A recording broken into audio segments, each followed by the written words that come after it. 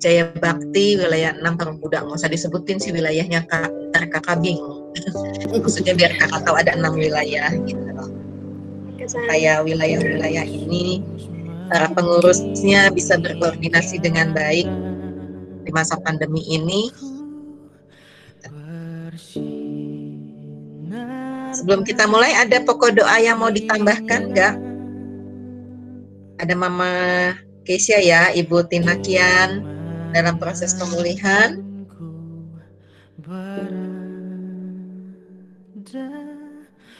Ada lagi yang mau ditambahkan pokok doanya? Ade Siahaan, Bu, dalam masa pemulihan juga. Ade? Ya, Ade Siahaan. Renward, ya Renward. Renward Panial Siahaan namanya. Cuman panggilannya Ade, Bu, saya. Iya. Ade Siahaan. Ya. Iya. Tadi informasi untuk Ade Siahaan hari ini tadi sudah diperbolehkan pulang tadi hari ini. Tinggal pemulihan aja. Oh ya, Tuhan. Sudah semakin baik ya progresnya ya. Terima kasih Pak Puji tambahannya, matur nuwun. Sami-sami Pak Sam. Salam buat Bu Esther ya. Siap, Pak, siap. Mami Edin ya dalam proses. Oh, Edin, iya Bu.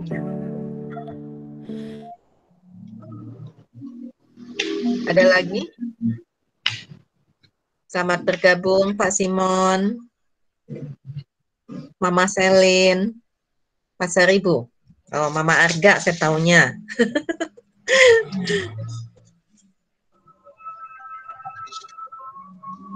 Baik Bapak Ibu, jam sudah menunjukkan jam 7, kita akan memulai kegiatan rangkaian doa kita menjelang Pentakosta.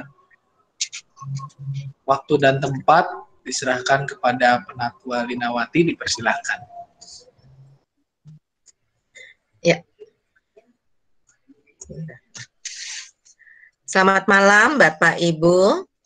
Ya, terima kasih kita kembali bergabung bersama di dalam rangkaian doa untuk menanti datangnya Roh Kudus ya, peringatan menanti datangnya Roh Kudus. Dan pada saat ini kita akan memulai di hari yang kelima. Kita akan naikkan pujian Firman-Mu Kupegang Selalu, PKJ 255 yang akan ditayangkan. Kita akan mute supaya kita bisa nyanyi dan tidak bertabrakan.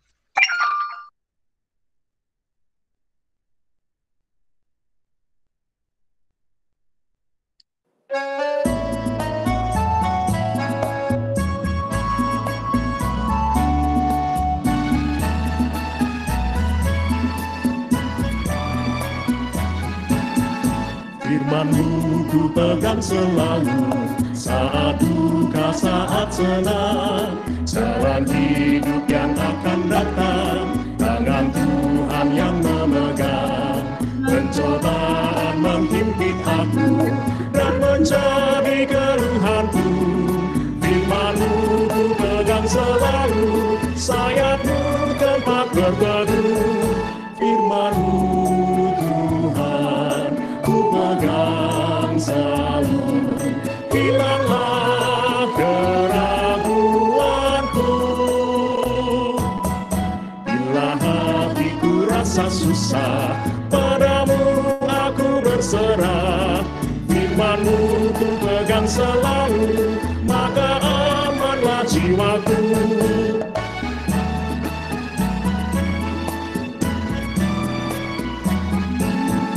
Firman-Mu ku pegang selalu, saat duka, saat senang, jalan hidup yang akan datang, tangan Tuhan yang memegang.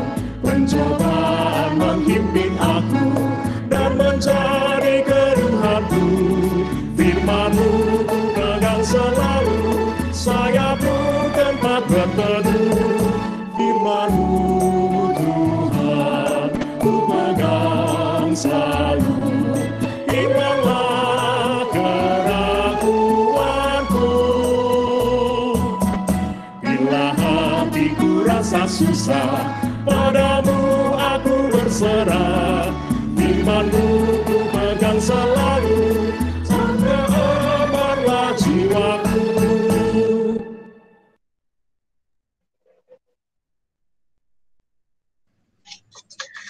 Mari Bapak Ibu kita bersatu di dalam doa sebelum kita membaca kebenaran firman Tuhan.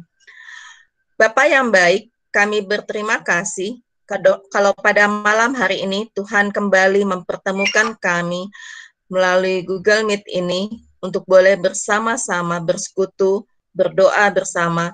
Bapak, kami mengucap syukur karena di tengah kesibukan kami, Tuhan masih memberikan waktu bagi kami untuk boleh berkumpul, dan kiranya Tuhan juga akan memberikan kebenaran firman kepada kami untuk menjadi pegangan di dalam hidup percaya kami. Terima kasih Bapak, di dalam nama Tuhan Yesus kami berdoa. Amin. Bapak Ibu, kita akan membaca dua bagian. Yang pertama dari tema yaitu Yohanes 15 ayat 3.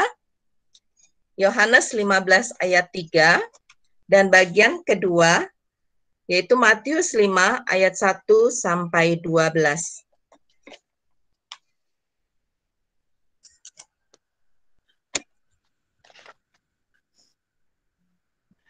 Yohanes 15 ayat 3.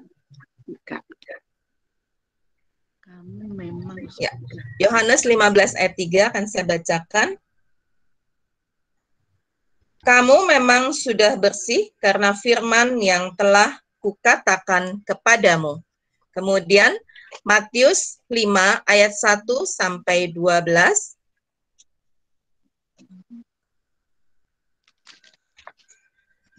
LAI memberikan judul Khotbah di Bukit, Ucapan Bahagia. Ketika Yesus melihat orang banyak itu, naiklah ia ke atas bukit, dan setelah ia duduk, datanglah murid-muridnya kepadanya. Maka Yesus pun mulai berbicara dan mengajar mereka. Katanya, berbahagialah orang yang miskin di hadapan Allah, karena merekalah yang empunya kerajaan sorga. Berbahagialah orang yang berduka cita, karena mereka akan dihibur. Berbahagialah orang yang lemah lembut, karena mereka akan memiliki bumi. Berbahagialah orang yang lapar dan haus akan kebenaran, karena mereka akan dipuaskan. Berbahagialah orang yang murah hatinya, karena mereka akan beroleh kemurahan. Berbahagialah orang yang suci hatinya, karena mereka akan melihat Allah. Berbahagialah orang yang membawa damai, karena mereka akan disebut anak-anak Allah. Berbahagialah orang yang dianiaya oleh sebab kebenaran, karena merekalah yang empunya kerajaan sorga. Berbahagialah kamu jika karena aku kamu dicela dan dianiaya, dan kepadamu difitnahkan segala yang jahat. Bersukacitalah dan bergembiralah, karena upahmu besar di sorga. Sebab demikian juga telah dianiaya nabi-nabi yang sebelum kamu. Ya, berbahagialah kita yang tidak hanya menjadi pendengar, tetapi juga menjadi pelaku firman di dalam kehidupan percaya kita.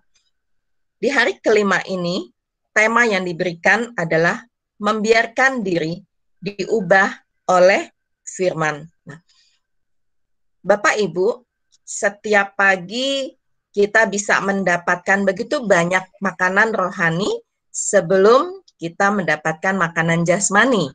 Ya, sebelum kita makan, sebelum kita sarapan, pagi-pagi kita sudah diberikan sarapan oleh Tuhan melalui bacaan-bacaan yang ada, apakah itu melalui wasiat, atau itu saat teduh, atau bisa juga dengan kecanggihan teknologi pada saat ini, bisa Bapak Ibu dapat dari YouTube, gitu, ataupun melalui audio. Begitu banyak sarana kita untuk mendapatkan makanan rohani, yaitu firman Tuhan. Nah, pada malam ini dengan tema membiarkan diri diubah oleh firman. Setiap hari kalau kita mendapatkan firman Tuhan, apakah firman Tuhan itu seperti kalau murid-murid sekolah bilang ya, masuk ke kuping kanan, keluar dari kuping kiri gitu. Atau bahkan suka diisengin masuk kanan, keluar lagi dari kanan, jadi nggak sempat nempel. Nah, tetapi kalau kita sebagai orang percaya, dikatakan bahwa membiarkan diri kita diubah oleh firman. Kalau setiap hari kita belajar firman Tuhan, kita membaca firman Tuhan, apakah memang benar kita sudah dirubah? Konsep dari pembacaan kita pada pekan doa ini atau doa 8 hari. Doa 8 hari ini adalah dari Yohanes 15 ayat 1 sampai 15, yaitu bicara tentang pokok anggur yang benar. Nah, bagian ini menyatakan bahwa kita telah dibersihkan oleh firman Tuhan. Nah, berkaitan dengan bacaan kita pada malam hari ini dari Matius 5 ayat 1 sampai 12.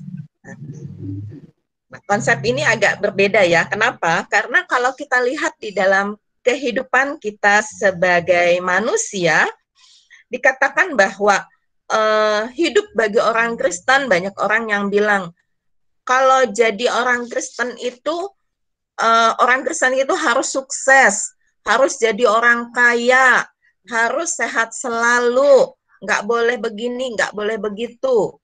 Kalau miskin katanya berarti nggak diberkati, kalau sakit katanya ada dosa. Wah, begitu banyak ya kita mendengarkan hal-hal yang tidak menyenangkan, bahwa menjadi anak-anak Tuhan itu berarti harus menjadi orang yang the best di dalam kehidupan.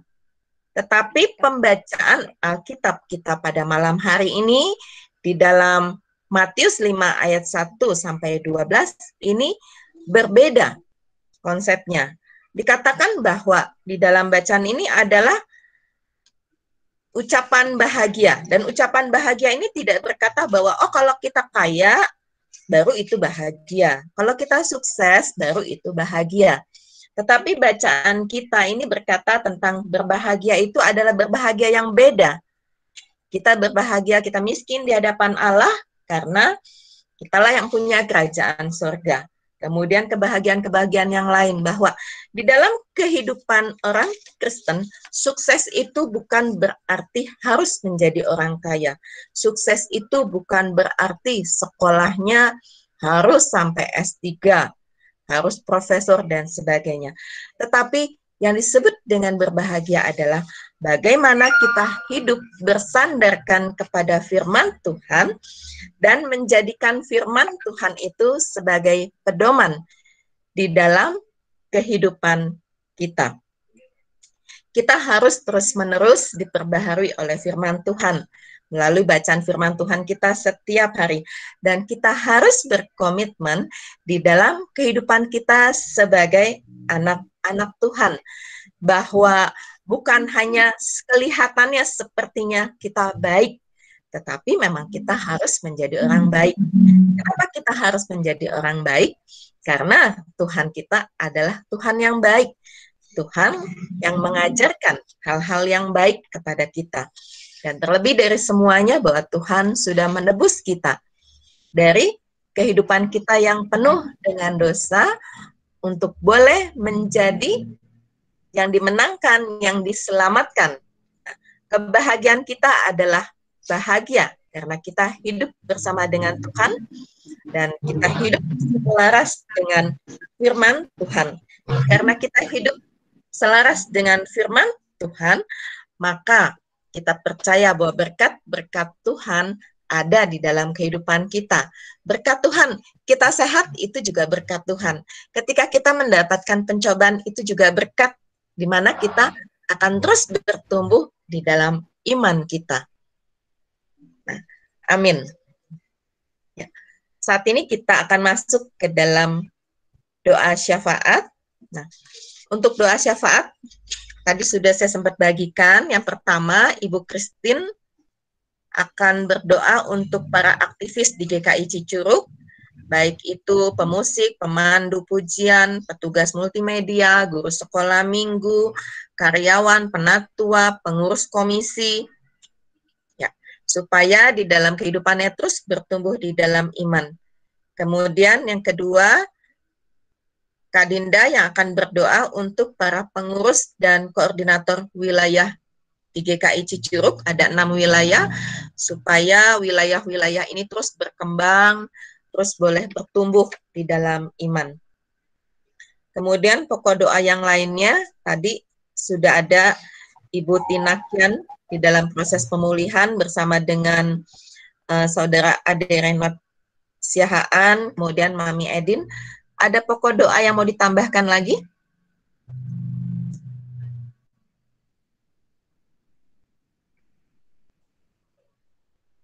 Ya, kalau tidak ada, kita akan bersatu di dalam doa yang akan dimulai oleh Bu Christine, kemudian Kak Dinda, dan diakhiri oleh saya. Mari kita bersatu di dalam doa. Ya, Bapak Ibu, mari kita berdoa.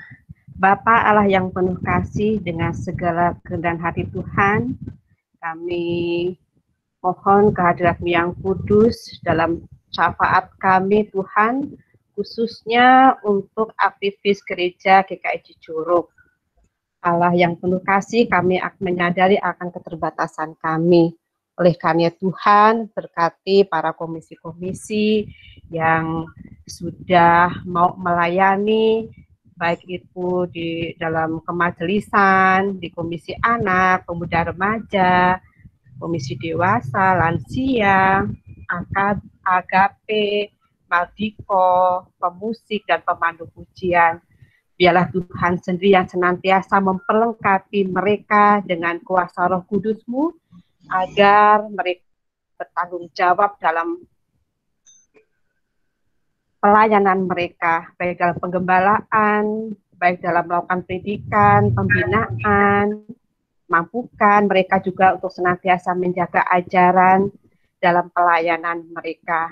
Bapa, berkati mereka untuk dapat menjalankan tugasnya dengan semangat melayani, sehingga saudara-saudara kami dapat menjadi panutan seperti yang sudah Tuhan Yesus teladankan dalam melayani, yaitu dengan penuh kasih dan kerendahan hati.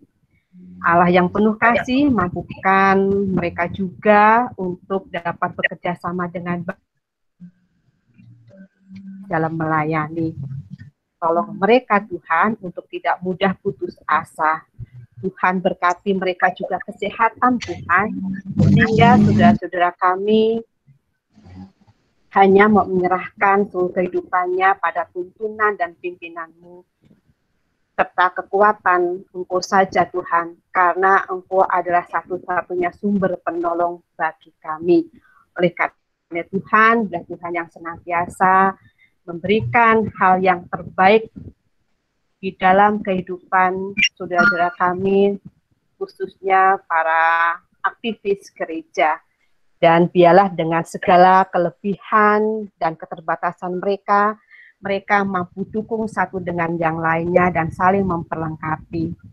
Bapa Allah yang penuh kasih, kami serahkan seluruh kehidupan pelayanan gereja kami hanya ke dalam pimpinan dan penyertaan Tuhan saja. Hanya di dalam Tuhan kami, Yesus Kristus, penolong kami yang hidup, kami berdoa. Bapa kami yang di surga, pada kesempatan pada hari ini kami mau berdoa untuk pengurus wilayah, juga setiap jemaat yang berada di sana, juga untuk setiap umat-Mu yang berperan di gereja kami. Dengan segala keterbatasan kami, dalam keadaan pandemi ini, biarlah mereka semua dapat bekerja sama dengan baik dan berkoordinasi dengan baik. Juga bantulah mereka semua menjalani semua tugas dengan semangat melayani, dan dapat terus bertumbuh di dalam iman. Di dalam nama Tuhan Yesus, kami sudah berdoa. Bapak, kami melanjutkan rangkaian syafaat kami. Kami berdoa untuk BPK Penabur Cicurug yang Tuhan tempatkan. Kami yakin dan percaya bahwa sekolah ini ada bukan karena kehebatan seorang demi seorang atau gereja, tetapi BPK Penabur Cicurug ada karena Tuhan berkenan untuk melayani melalui sekolah. Kalau saat ini Bapak, kami berdoa untuk para guru dan karyawan dan juga untuk setiap siswa dan juga orang tua yang ada di BPK Penabur. Kiranya Tuhan juga memberikan hikmat dan kebijakan. Secara khusus kami juga mengucap syukur kalau BPK Penabur Cicurup ditunjuk sebagai salah satu proyek sekolah di dalam simulasi tatap muka yang akan berlangsung pada tanggal 24 Mei nanti.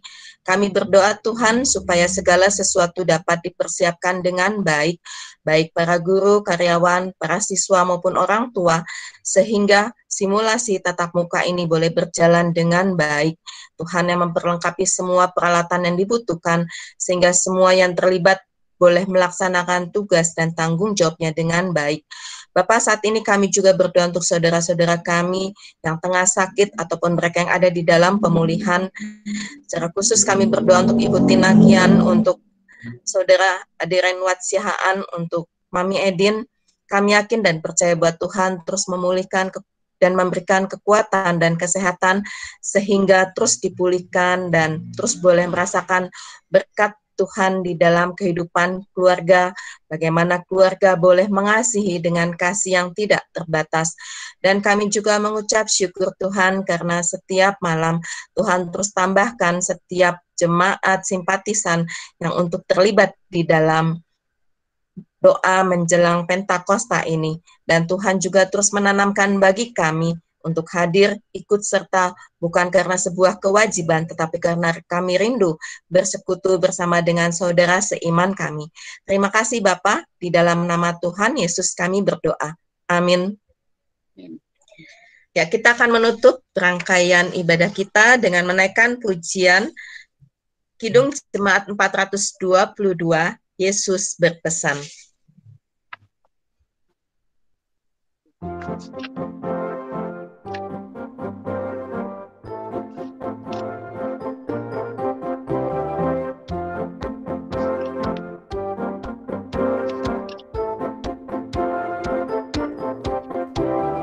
Yesus berpesan dalam malam gelap, kamu harus jadi lilin gemerlap, anak masing-masing di sekitarnya, dalam dunia ini bersinarlah.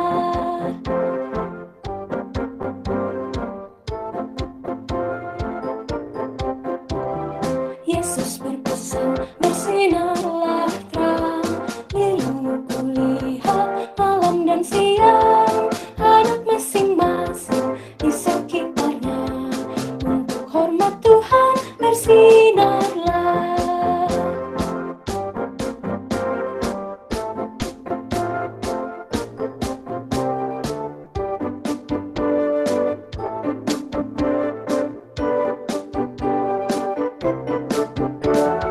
Yesus berpesan dunia penuh banyak macam dosa, duka dan keluh, anak masing-masing di sekitarnya, untuk sesamamu bersinarlah.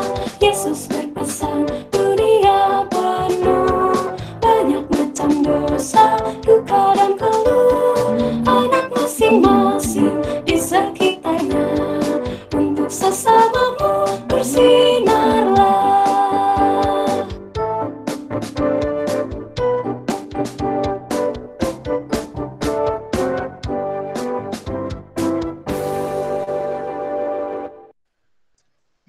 Ya, ibadah doa hari ke-5 telah selesai. Apakah ada pengumuman? Saya kembalikan kepada Pak Samuel. Baik, terima kasih untuk Ratu Alinawati. Bapak Ibu, berkaitan dengan pengumuman, mungkin yang pertama adalah untuk besok